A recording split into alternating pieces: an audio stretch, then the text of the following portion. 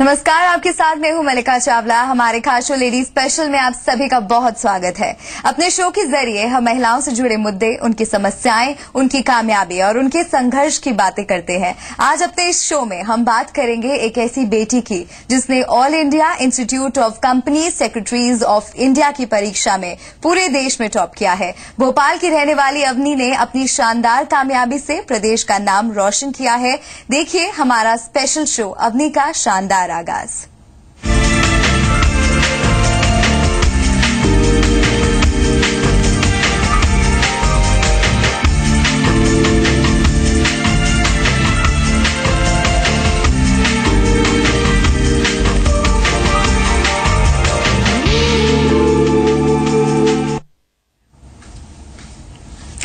भोपाल की रहने वाली अवनी ने all India institute of company secretary की परीक्षा में टॉप कर सिर्फ भोपाल ही नहीं बल्कि पूरे प्रदेश का नाम रोशन किया है। अवनी की ये कामयाबी प्रदेश की कई लड़कियों को आगे बढ़ने का हौसला और प्रेरणा देगी।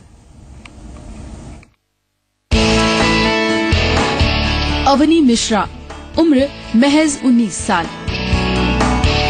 लेकिन अवनी ने इतनी कम उम्र में all India institute of company secretaries of India यानी ICSI की परीक्षा में पूरे देश में टॉप किया है। 19 साल के अवनी फिलहाल BA LLB कर रही हैं, लेकिन ग्रेजुएशन के साथ ही अवनी CS और CA की भी तैयारी कर रही थी। तैयारी तो इस तरीके से करी थी कि मैं सुबह जल्दी उठ सकती हूँ, तो मैंने सुबह उठ के उस टाइम को बहुत अच्छे से यूज करने की कोशिश करी। और उसके अलावा मैंने ऐसी कोई स्पेशल चीजें बिल्कुल रोक पे नहीं रखी, जैसे काफी लोग करते हैं कि फोन ऑफ कर देंगे या किसी से मिलेंगे नहीं या बातचीत नहीं करेंगे। तो मैं ऐसा कुछ नहीं करा, मैं एकदम नॉर्मल अपनी जो नॉर्मल लाइफस्टाइल होती है उसे कंटिन्यू रखा। और घर पे बहुत अच्छा एनवायरनमेंट था, बहुत सपोर्ट मिला, तो आई थिंक उससे बहुत ज्यादा हेल्प हुई। आगे प्लान, क्योंकि LLB ऑनर्स हो जाएगा और CS की डिग्री रहेगी, तो कॉर्पोरेट लॉ जरूर मैं एज अ करियर कंसिडर करती हूँ। बट उससे पहले मुझे लगता है सिविल सर्विसेज एक बहुत अच्छा ऑप्शन है और कॉर्पोरेट लॉ एक ऑल्टरनेटिव हो सकता है। 19 साल की उम्र में इतनी बड़ी कामयाबी हासिल करने वाली अवनी शायद प्रदेश की सबसे कम उम्र की कंपनी सेक्रेटरी बन गई हैं। अवनी अपने घर के माहौल को अपनी कामयाबी का क्रेडिट देना चाहती हैं। उनका मानना है कि अगर घर में पढ़ाई का माहौल बेहतर मिलता है तो किसी भी टारगेट को अचीव करना आसान होता है। Both my parents are professors college में और मेरे डैड मनोवैज्ञानिक हैं यानी साइकोलॉजिस्ट हैं। तो आई थिंक उन्होंने और मेरी मॉम ने दोनों ने मिलकर घर में एक बहुत ही अच्छा सपोर्टिव एनवायरनमेंट बना के रखा। उन्होंने ये भी नहीं बोला कभी कि तुम्हें क्लियर ही करना है।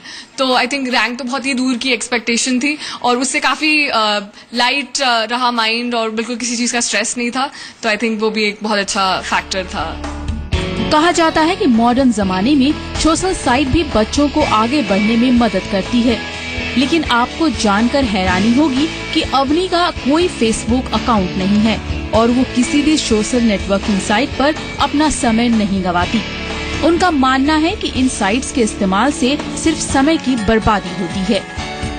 टाइम वेस्ट तो शायद मुझे नहीं लगता लोग करते हैं, लेकिन अननेसेसरी एक इन्वॉल्वमेंट हो जाता है आपके फ्रेंड्स के सर्कल्स में। एंड आई थिंक उससे आप काफी स्ट्रेस आउट हो जाते हैं कि किसी ने मुझे क्या बोला या मेरे बारे में लोग क्या सोच रहे हैं। ऐसी चीजों से एक अननेसेसरी एक ट्रबल आ जाता है दिमाग में। तो आप कभी पढ़ने बैठे हैं तो आपके दिमाग में वो वाली बातें आ जाएं या ऐसा कुछ। तो मैंने, बिकॉज मेरे पास टाइम इतना कम था, मैंने अपने आप को बहुत कॉन्शियसली एब्सटेन किया इन चीजों से ताकि मैं फोकस बेटर कर पाऊं।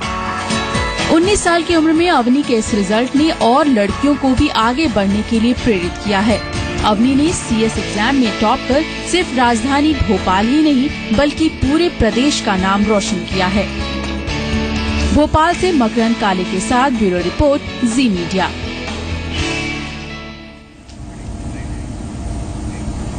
और भोपाल से खुद CS प्रोफेशनल की टॉपर बनी अवनी मिश्रा हमारे साथ हैं। चलिए अवनी के पास चलते हैं और उनसे बातचीत करते हैं। बहुत बहुत स्वागत है अवनी आपका जी मध्य प्रदेश छत्तीसगढ़ में। Thank you so much. Avani, इतनी छोटी सी उम्र में इतनी बड़ी कामयाबी, हाउ डू यू फील, कैसा लग रहा है? मुझे बहुत ही अच्छा फील होता है जब पेरेंट्स को इतनी खुशी होती है मुझे देखकर और बाकी फैमिली मेंबर्स और रिलेटिव्स और दूर दूर से लोगों का फोन आ रहा है, तो आई थिंक उसकी जो खुशी है वो उससे बहुत अच्छा फील होता है, और ये लगता है कि जितनी पढ़ाई और जितनी मेहनत करी है वो फाइनली उसका फुलफिलमेंट हो रहा है। अवनी, पहले तो आपसे ये जानना चाहूंगी कि इतनी बड़ी कामयाबी आपने हासिल की है, ये कोई आसान बात नहीं है, और अक्सर हम सोचते हैं कि इस तरह के जब कॉम्पिटिटिव एग्जाम्स के लिए जब हम प्रिपेयर करते हैं तो अक्सर ख्याल यही आता है कि यार अब तो एकदम एंटी सोशल होना पड़ेगा, दोस्तों को छोड़ना पड़ेगा, बाहर घूमना फिरना, ये सब कुछ छोड़ना पड़ेगा। तो किस तरह से आपने अपने आप को तैयार किया? जी, मुझे लगता है किसी भी एग्जाम के लिए बहुत कुछ छोड़ने का शायद उतना यूटिलिटी नहीं रहती जितना अपने आप पे फोकस करने की जरूरत है। जैसे मैं फेसबुक पर इसलिए नहीं थी बिकॉज ना अभी हूँ, बिकॉज मुझे लगता है कि मैं अननेसेसरीली थोड़ा सा डिस्ट्रैक्ट हो जाऊंगी, और फ्रेंड्स जिनसे मिलना होता है उनसे मैं यूजुअली भी ऐसे ही बात बहुत अच्छे से कर लेती हूँ। तो मैंने ऐसा कुछ भी स्पेशल नहीं छोड़ा एग्जाम्स की पढ़ाई के लिए, और आई थिंक एक प्रॉपर स्ट्रैटेजी बनाई जिससे बहुत हेल्प हुई। तो मैं डांस भी करती हूँ और पेंटिंग में भी इंटरेस्टेड हूँ, तो मैंने इन सारी चीजों को कंटिन्यूड रखा और एक सही टाइम स्ट्रैटेजी बनाई जिससे काफी हेल्प हुई। जी अवनी, मैं ये भी साथ ही साथ आपने यहाँ फेसबुक की बात की, मैं आपसे जानना चाहूंगी कि what is your take on social networking sites, because कई लोग इसको काफी फायदेमंद भी समझते हैं, कई लोगों को ये भी लगता है कि काफी इन्फॉर्मेटिव भी होता है। डिपेंड्स कि आप उसको किस तरह से लेते हैं और किस तरह से उस चीज का इस्तेमाल करते हैं।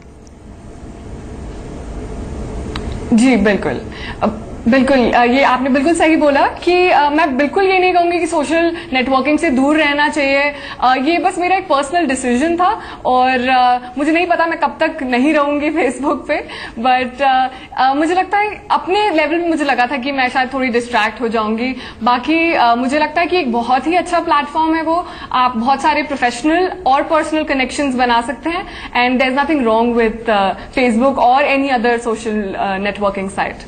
जी अवनी, आपकी जो जर्नी रही स्कूल से लेकर अब तक की जर्नी अगर हम बात करें तो किस तरह की आप स्टूडेंट थी स्कूल में, और क्या कुछ आपके फ्यूचर प्लान्स है? अगर मैं आपकी एम्बिशन की बात करूं तो क्या कुछ गोल लेकर आप चल रही हैं?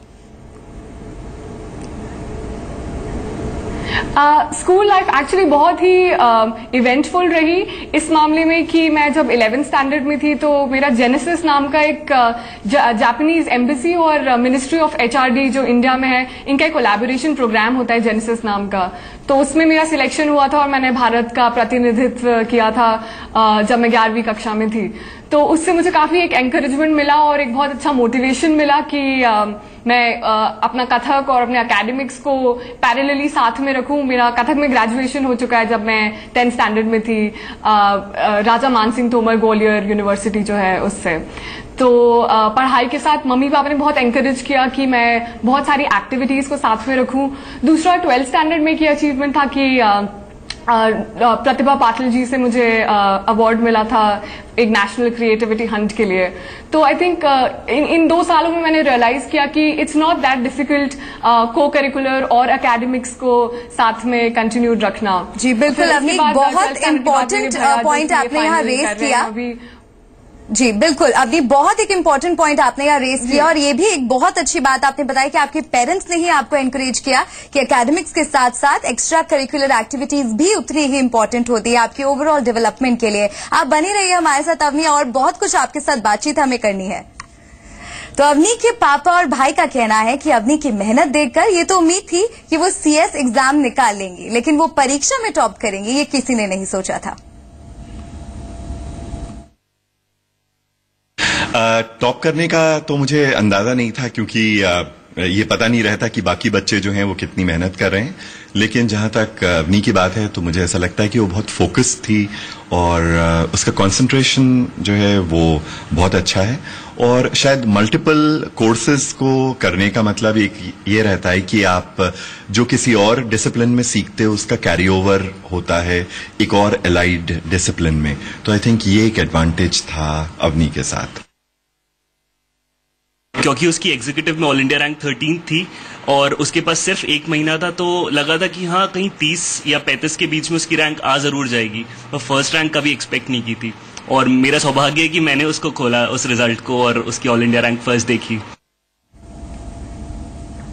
हमने आपकी बातों में ये चीज एक गौर की कि आप अपनी फैमिली के बारे में काफी कुछ बता रही थी कि घर का माहौल बहुत अच्छा रहा, आपके पेरेंट्स बहुत सपोर्टिव है। किस तरह से आपके पेरेंट्स का रोल, आप किस तरह से आप उनका कंट्रीब्यूशन देखती हैं अपनी सक्सेस में?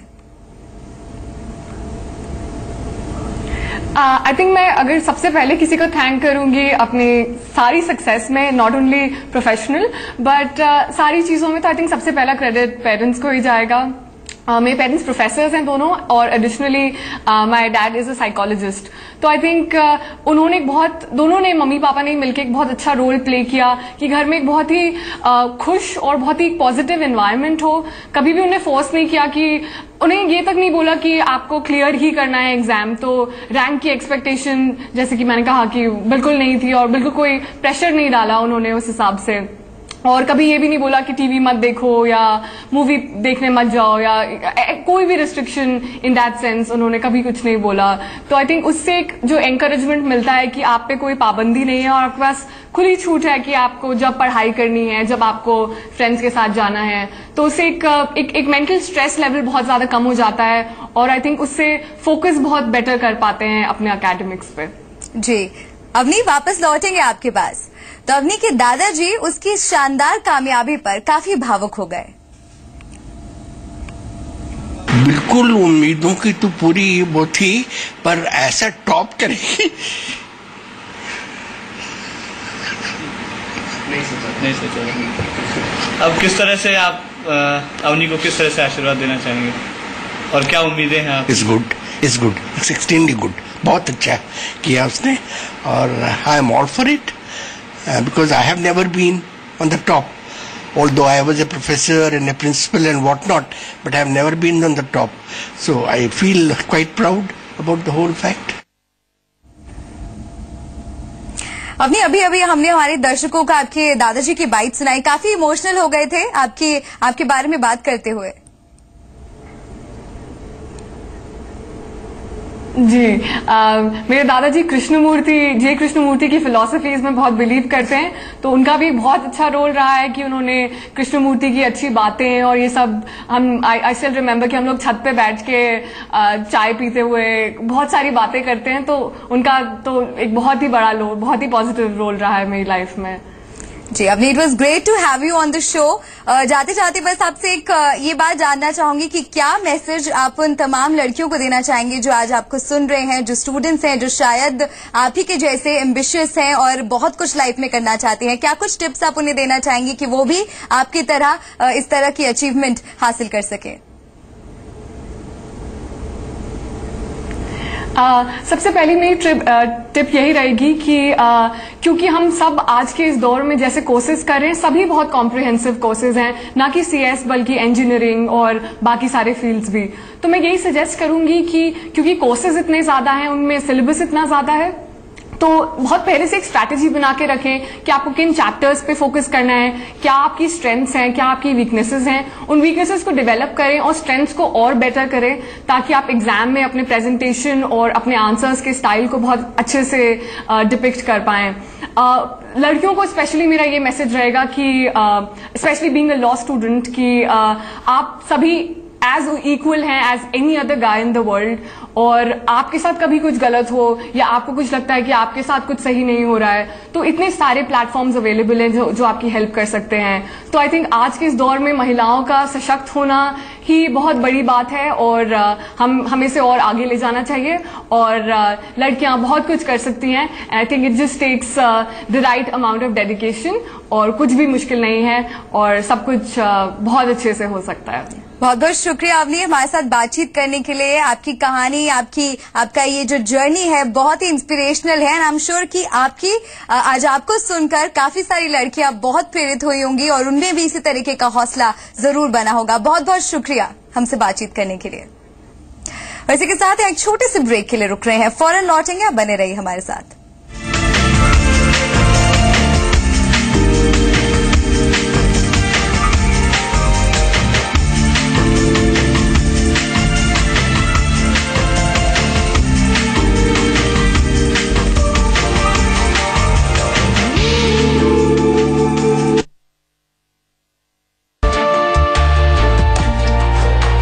क्या आप जानते हैं कि हर साल एक परिवार को 6,816 रुपए की गैस सब्सिडी मिलती है, जबकि गवर्नमेंट स्कूल में पढ़ने वाले एक बच्चे का खर्च सिर्फ 3200 रुपए है। मैं एक सशक्त नागरिक हूँ, मुझे किसी सहारे की जरूरत नहीं है, इसलिए मैं एलपीजी सब्सिडी को ना कहता हूँ। मुझे सब्सिडी नहीं, एक शिक्षित राष्ट्र चाहिए। तो सोचिए, हमारा एक कदम 2 बच्चों को पढ़ने का अधिकार दिला सकता है। तो आप भी एलपीजी सब्सिडी को ना कहें और देश को आगे बढ़ाने में भागीदार बनें।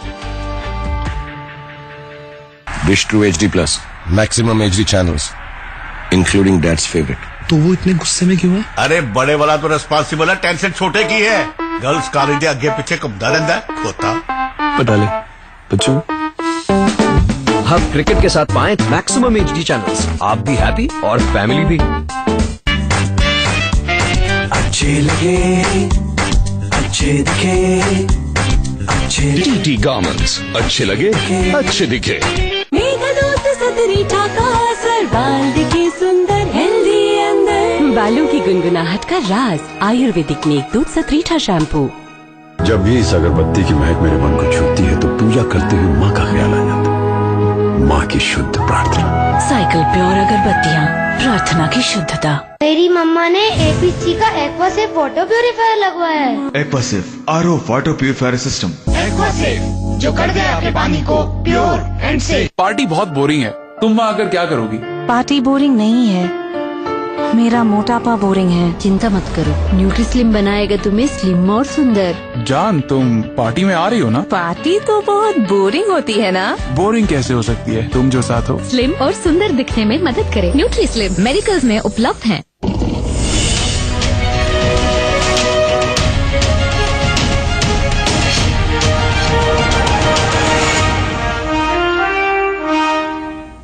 अब चलिए सीधा रुक करते हैं रतलाम को और सुनते हैं क्या कुछ कह रहे हैं मुख्यमंत्री शिवराज सिंह चौहान। हमारे वरिष्ठ नेता और जिनको कैबिनेट मंत्री का हमने दर्जा दिया है, आदरणीय हिम्मत कोठारी जी, हमारे लोकप्रिय सांसद देवास शाजापुर के भाई मनोहर ऊंटवाल जी, इस क्षेत्र की हमारी यशस्वी विधायिका जिन्होंने बहनों की तरफ से, मेरे सब बहनों की तरफ से आज राखी बांधी है, बहन संगीता चारेल जी, रतलाम के लोकप्रिय और यशस्वी विधायक कल्पनाशील मस्तिष्क के धनी भाई चेतन कश्यप जी, रतलाम ग्रामीण के हमारे लोकप्रिय विधायक वरिष्ठ नेता आदरणीय मथुरालाल डाबर जी, युवा मोर्चे के समय के मेरे साथी जावरा के हमारे यशस्वी विधायक युवा नेता भाई राजेंद्र पांडे जी, आलोट के लोकप्रिय और यशस्वी विधायक मेरे भाई जितेंद्र गहलोत जी, झाबुआ के हमारे पेटलावत की यशस्वी विधायिका हमारे स्वर्गीय सांसद दिलीप सिंह भूरिया जी, उनके चरणों में मैं श्रद्धा के सुमन अर्पित करता हूं। वो आज हमारे बीच नहीं है, लेकिन उनके काम को आगे बढ़ाने के लिए जो लगातार प्रयत्नशील है हमारी छोटी बहन निर्मला भूरिया जी, बहुत अच्छी कार्यकर्ता है, बहुत अच्छी जनता की सेवा अपने क्षेत्र में कर रही है। जिला पंचायत के अध्यक्ष डॉक्टर रमेश मेहरा जी, मंडी के अध्यक्ष विजय जी, जनपद के अध्यक्ष रूप जी, जनपद पंचायत बाजना की सैलानी की जी अध्यक्ष और बाजना के अध्यक्ष बहन श्रीमती राम कुमार देवता जी, शिवगढ़ की सरपंच बहन मालूबाई जी, रतलाम की महापौर बहन सुनीता यादव जी, भारतीय जनता पार्टी के जिले के अध्यक्ष बजरंग जी, अशोक चौटाला जी, हमारे कमिश्नर पस्तौर जी और जिला प्रशासन ने जिनके नेतृत्व में बहुत अच्छा काम किया, साधिकार अभियान चलाया है और घर घर जाके जनता को योजनाओं से लाभान्वित करने का काम कर रहे हैं। भाई चंद्रशेखर और उनकी पूरी टीम, यहाँ उपस्थित मेरे सभी बहनों भाइयों भांजियों दोनों हाथ जोड़ के आप सबको राम राम करता हूं, आप सबको प्रणाम करता हूं। मेरे बहनों और भाइयों, सबसे पहले मैं अपनी बहनों को रक्षाबंधन की शुभकामनाएं देता हूं, बधाइयां देता हूं। आज संगीता ने मेरे हाथ में मेरी कलाई में राखी बांधी है, लेकिन ये राखी अकेली संगीता ने नहीं बांधी, ये राखी इस क्षेत्र में जितनी मेरी बहनें हैं उन बहनों की राखी मान कर मैं स्वीकार कर रहा हूं। और मैं अपनी बहनों से कहना चाहता हूं, देखिए मैं वैसा मुख्यमंत्री नहीं हूं जैसे आमतौर पर हुआ करते हैं। पहले तो मुख्यमंत्री अगर कभी आते थे, वैसे तो आते ही बातें बहुत कम थे, लेकिन आते थे। क्या आप बताओ, जनता मुख्यमंत्री से हाथ मिला पाती थी क्या? अरे बोल के बताओ, मिला पाती थी क्या? अरे पुलिस ही दूर कर देती थी, मुख्यमंत्री को देख मत लेना, छू मत लेना, जैसे मुख्यमंत्री नहीं हो आफत आ गई, बगल में नहीं जा सकते। लेकिन मैं तो ऐसा मुख्यमंत्री हूं कि भीड़ में घुसता हूं तो एक इधर खींच के कहता मामा आगे चलो, दूसरा कहता मामा पीछे चलो, एक कहता मामा इधर भी देखो। मेरे लिए पूरा मध्य प्रदेश एक परिवार है, 7.5 करोड़ का परिवार मेरा मध्य प्रदेश। और आज अपनी सारी बहनों को मध्य प्रदेश शिवगढ़ की इस पवित्र धरती से सभी बहनों को राखी की शुभकामनाएं देता हूं मेरी बहनों। और केवल शुभकामनाएं नहीं, ये वचन भी देता हूं, मैं बार बार दोहराता हूं, ये शब्द नहीं है, मेरे लिए मंत्र है कि मां बहन और बेटी की आंखों में आंसू नहीं रहने दूंगा, उनके चेहरे पर मुस्कुराहट लाकर ही चैन की सांस लूंगा। यह हमारा संकल्प है बहनों और भाइयों। और इसलिए महिला सशक्तिकरण के लिए एक नहीं अनेकों काम किए गए, लेकिन आज मैं अंत्योदय मेले की बात करूं। बहुत अंत्योदय मेले हमने प्रारंभ किए। अंत्योदय मेले क्यों? सरकार की बहुत योजनाएं, उन योजनाओं का विवरण भी मैं बहुत विस्तार से आपको नहीं दूंगा, संक्षेप में बताऊंगा। लेकिन यह अंत्योदय मेला इसलिए, मेरे बहनों और भाइयों बताओ, लोकतंत्र में सरकार किसके लिए होती है? किसके लिए होती है बोल के बताओ। जनता के लिए होती है कि नेताओं के लिए होती है? जनता के लिए। हमारे आराध्य पंडित दीनदयाल उपाध्याय जी कहते थे, जो मामा बालेश्वर दयाल जी कहते थे कि हमारे लिए भगवान कौन है? जो सबसे पीछे, सबसे नीचे है, सबसे गरीब है, सबसे दीन दुखी है, वो हमारे लिए सबसे पहले है। वो गरीब आदमी अपने लिए भगवान है। अगर इसकी सेवा कर ली तो समझो भगवान की पूजा हो गई। मेरे बहनों और भाइयों, जनता की सेवा ही भगवान की पूजा है कि नहीं? बताओ, अरे जोर से बोल के बताओ, है कि नहीं? जनता की सेवा ही भगवान की पूजा। और यहाँ जो टीम बैठी है, कोई आपको साथ करके मन में बैठी है, ये अधिकारियों की हमारी टीम है कि भैया देखो ये जनता ही अपनी जनार्दन, इसकी सेवा करनी मतलब योजनाओं का ठीक लाभ पहुंचाना है। वैसे तो सरकार सबकी है, लेकिन सबसे पहले गरीबों की है। ये डंके की चोट से शिवराज सिंह चौहान कहता है। और फिर मेरे बहनों और भाइयों, गरीब आदमी कैसे आगे बढ़े, आदिवासी कैसे आगे बढ़े? गरीब को क्या चाहिए? एक तो रोटी चाहिए, कपड़ा चाहिए, मकान चाहिए, पढ़ाई लिखाई और दवाई का इंतजाम चाहिए, और रोटी मिल जाए सबको मेरे बहनों और भाइयों। इसलिए मध्य प्रदेश की धरती पर हमने तय किया, फैसला किया कि गरीबों को 1 रुपया किलो गेहूं देंगे, 1 रुपया किलो चावल देंगे, 1 रुपया किलो नमक देंगे। मध्य प्रदेश की धरती पर किसी गरीब को भूखा नहीं सोने देंगे। 1 रुपया किलो गेहूं, 1 रुपया किलो चावल, 1 रुपया किलो नमक। मुझे बताओ मेरे बहनों और भाइयों, कांग्रेस ने कभी खिलाया था क्या?